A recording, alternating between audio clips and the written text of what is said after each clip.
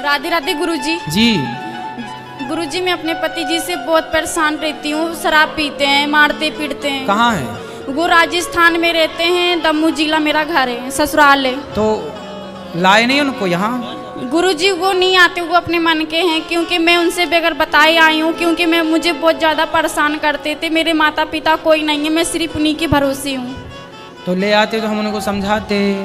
गुरुजी वो आती नहीं है, मैं उनसे अगर बोलूँगी भी और नहीं भी बोलूँगी तो भी वो नहीं आते। मैं अभी उनको कल परसों फ़ोन करके बोली थी तो बोले कि मैं नहीं आऊँगा। तो फिर आपको उन्होंने भेज दिया कि तुम चली जाओ?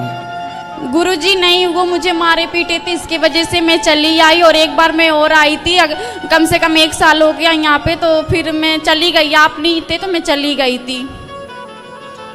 तो पति को समझाओ और ले आओ हमारे पास, हम समझाएंगे तरीके से। गुरुजी वो कहीं जाती ही नहीं है, वो सिर्फ पीने में मस्त रहते हैं। फिर क्या किया जाए? फिर आप उनको गुरुजी आप मतलब आशीर्वाद दीजिए कि उनका शराब पीना छोड़ जाए, क्योंकि गुरुजी मेरे 2 बच्चे हैं, एक लड़की एक लड़का। शराब पीना तो देखो आशीर्वाद से छूटता तो हमारा आशीर्वाद है ही है, सब संतों का आशीर्वाद है। सत्संग से छूटेगा ना बेटा शराब। जब सत्संग, जैसे अंधकार को मिटाने के लिए दीपक जलाना पड़ता है, ऐसे ये शराब इत्यादि अंधकार में जो पड़ा हुआ है उसके लिए ज्ञान की रोशनी चाहिए, ज्ञान का दिया चाहिए। क्योंकि गुरुजी मैं गांव में रहती हूँ उनके साथ में, तो भी अच्छा एक काम करो, आप पत्नी हैं, आप अपने पति से इतना प्रेम करो, अर्थात अपने प्रेम में इतना उसको अपनी ओर खींचो कि फिर वो आपके हिसाब से चले। ऐसा नहीं हो सकता। बहुत सारी पत्नियां तो पतियों को उंगलियों पर नचाती हैं। गुरुजी वो हमारा सुनते ही नहीं है। और एक तो ये तो बात कुछ ऐसा करो ना कि वो आपकी सुने। आप पत्नी हैं और उसकी, उसको स्त्री ना पति को चाहे पुरुष को चाहे तो उंगलियों पर नचाए, तो आप नचाओ। और एक तो गुरुजी वो मतलब छूटेगी शराब। एक तो गुरुजी, एक तो हमारा कोई नहीं है माँ बाप, इसके वजह से वो मौका का फायदा उठाते हैं, मारते पीटते हैं, इसीलिए हमारा सुनते भी नहीं है।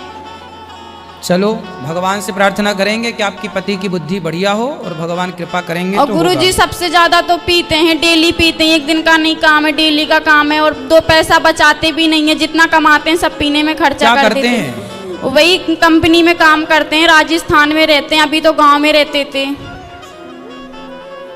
ले आना। अभी तो हमने जैसा कहा, कोशिश करो कि आप अपने पति को अपने प्रेम में ऐसे मस्त कर लो कि वो आपकी ही बात माने, किसी की ना माने। और या फिर ले आओ हमारे पास, तो हम कोशिश करेंगे। गुरुजी मैं छोटे छोटे 2 बच्चे लेके मैं अपनी बहुत ज्यादा टेंशन में रहती हूँ। मैं सिर्फ भगवान से यही प्रार्थना करती हूँ कि काश मेरे पति पीना छोड़ दें, बाकी मेरे लिए जो भी करें सब अच्छा होता है। बिल्कुल, हर स्त्री परेशान है जो शराब पीते हैं उनसे। तो शराब तो बहुत गलत है, गंदी है।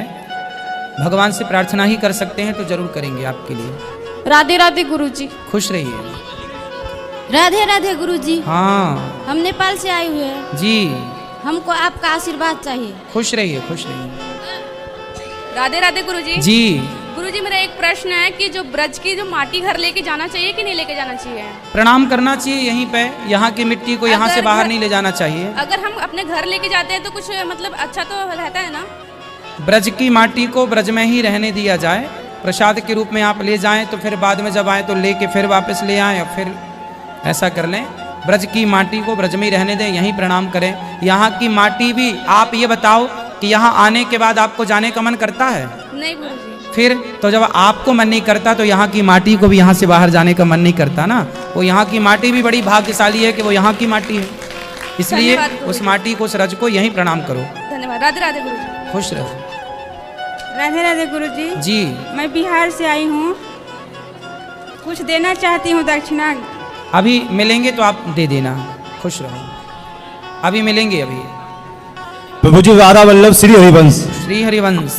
प्रभु जी, मैंने 2020 में एक मकान लिया था, उसका कर्जा मैं अभी तक नहीं चुका पाया हूँ। और मेरी दुकान की कमाई भी अच्छी होती है। मुझे ये समझ में नहीं आता मैं किस तरीके से अपना कर्जा मुक्त हूँ। कर्जा मुक्त होना चाहते हैं? हाँ जी। कितना कर्जा है? कर्जा मेरे ऊपर कम से कम 5 लाख का कर्जा है मेरे ऊपर। और कमाते कितना हो? कमाता हूँ मैं कम से कम 50 के आसपास कमा लेता हूँ। 50,000 रुपए? हाँ जी। महीना? हाँ जी। तो फिर क्या दिक्कत है? प्रभु जी, कि खर्चे इतने समझ में नहीं आता है। तो कहाँ खर्चे करते हो? दुकान मेरी रेंट पे है, मकान है, बच्चे तीनों प्राइवेट स्कूल में पढ़ते हैं, 3 बच्चे हैं। भाई बेटी है 9 साल की, बेटा है भी 9 साल का, एक छोटा बेटा है। खर्चे इतने प्रभु समझ में नहीं आता कि करूँ तो करूँ क्या। भैया और मेहनत करो, प्रॉफिट को और बढ़ाओ और खर्चों को और कम करो, फिर जो पैसा बचेगा फटाफट कर्जा चुकाओ। कर्जा आज महाभारत में एक बार यक्ष ने धर्मराज युधिष्ठिर से पूछा कि सबसे सुखी व्यक्ति कौन है।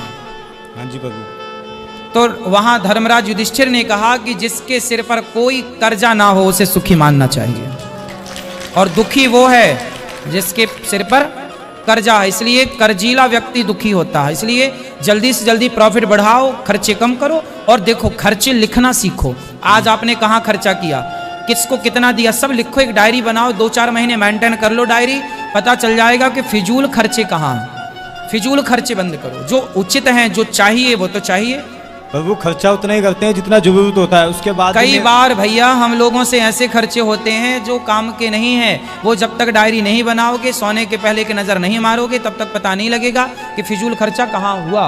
प्रभु जी मेहनत भी मैं इतनी करता हूँ कि सुबह उठता हूँ 7 बजे से रात के 11 बजे तक काम है। मेरी बुटीक है सेक्टर 16 दिल्ली में। हाँ, ये मेहनत भी इतनी करता हूँ, सुबह 7 बजे से रात में 11 बजे 12 बजे तक काम करता हूँ। कोई बात नहीं, धीरे धीरे 5 लाख का कर्जा चुक जाएगा, परेशान ना होइए।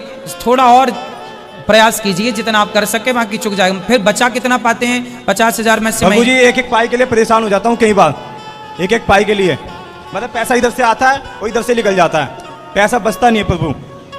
फिर भी बचाना है। गृहस्थ हो ना? हाँ जी। गृहस्थ हो तो गृहस्थ क्या करता है? गृहस्थ को पैसे के 4 भाग करने चाहिए। क्या क्या करना चाहिए? जो हम कमाते हैं, पहला उस कमाई से हमें भविष्य के लिए कुछ पैसा रख देना चाहिए सुरक्षित। जैसे आप 50,000 कमाते हो तो ये थिंकिंग बना लो कि आप 50 नहीं कमाते, आप 30,000 कमाते हो या 40 कमाते हो, 10,000 20,000, इस थिंकिंग से सोचो। यहाँ बहुत लोग ऐसे बैठे हैं जो महीने का 30,000 कमाते हैं, यहाँ बहुत लोग ऐसे बैठे हैं जो महीने का 20,000 कमाते हैं और 20,000 में अपने घर के सारे खर्चे पूरी करते हैं। आप तो फिर भी 50 कमाते हो। जब तक कर्जा नहीं चुक जाए तब तक ये थिंकिंग बनाओ कि हमें 20,000 मिल रहा है महीने का और 30,000, या फिर 30,000 मिल रहा है, 20,000 भूल जाओ और पूरा का पूरा उठा के रखो। हमें कमाई का कुछ हिस्सा भविष्य के लिए रखना चाहिए, कमाई का कुछ हिस्सा उसमें लगाना चाहिए जिससे कमाई हो रही है। व्यापार है तो व्यापार में, तीसरा हिस्सा अपने परिवार में खर्च करना चाहिए, दाल चावल सब्जी रोटी में, और चौथा हिस्सा परोपकार के लिए रखना चाहिए। पर अभी आपके कर्जा है तो परोपकार का हिस्सा भी आप कर्जा चुकाने में लगाओ। बाद में फिर 100 रुपए कमाओ तो 2 रुपए की रोटी किसी को खवा देने से ना 98 रुपए शुद्ध हो जाते हैं। पर वो मेरे द्वार पे कोई आ जाता है, मैं कभी किसी को खाली नहीं जाने देता। फिर ठीक है, किसी वेश में आ जाए। अब आप ये सोचेंगे कि आपको 30,000 रुपए मिलते हैं, 20,000 भूल जाओ, अपने दिमाग से निकाल दो कि आप 50,000 कमाते हैं, 30,000 कमाता हूँ, 20,000 कर्जा के लिए रखूंगा हर हाल में। ऐसे पक्के मन से करोगे तो चुक जाएगा। प्रभु 10 साल की लड़की हो गई, एक फूटी कोड़ी नहीं है घर में, बैग में भी नहीं है प्रभु। लड़की जिसने दी है वही आगे की उसकी व्यवस्था करेगा, उसकी चिंता ना करो, आप अपना कर्म करते रहो। बेटी का विवाह समय होता है तो भगवान, अभी 50,000 कमा रहे हो, जब बेटी का विवाह का समय आएगा तो भगवान आपकी कमाई कई गुना बढ़ा देंगे। भगवान खुद बेटी देने वाला जो है ना, वही उसकी व्यवस्था करने वाला बनता है। हम कुछ नहीं होते ना कुछ करते। बोलो बेटा। गुरुजी राधे राधे। राधे राधे। गुल्लक लेके आए। अच्छा, खुश रहो। किसके लिए लाए हो गुल्लक? आपके लिए। क्यों? हमारे लिए क्यों? सेवा जो होती है उसके लिए ना। हाँ देखो, छोटे छोटे बच्चे भी पैसे बचा के यहाँ अन्य क्षेत्र की सेवा, वृद्ध माओं की सेवा में पैसे लाते हैं। तालियां बजाइए इन बच्चों के लिए।